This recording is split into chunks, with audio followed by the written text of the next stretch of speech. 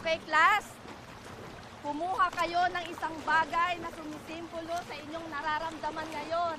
At pagkatapos, ibigay ito sa taong pinaka-importante sa inyo.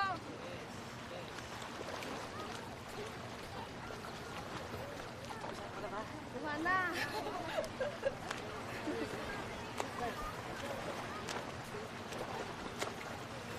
Alin? Para sa'yo. 5 leaves ah. Ano ibig sabihin nito? I love you, Alin. Ganon? Parang pinilit naman eh. Hoy, hindi ka pinilit ha. Saktong-sakto nga. Ito mo. I love you, Alin. Thank you.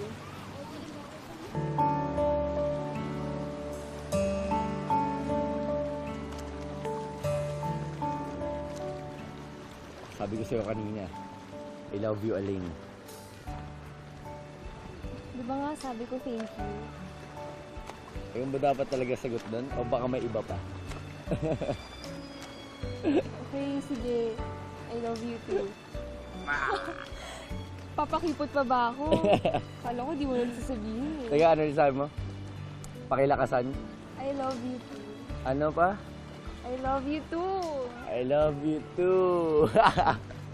Ay! Uy! Uy!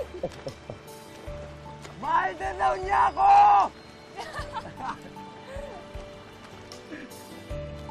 Sinagot niya na ako!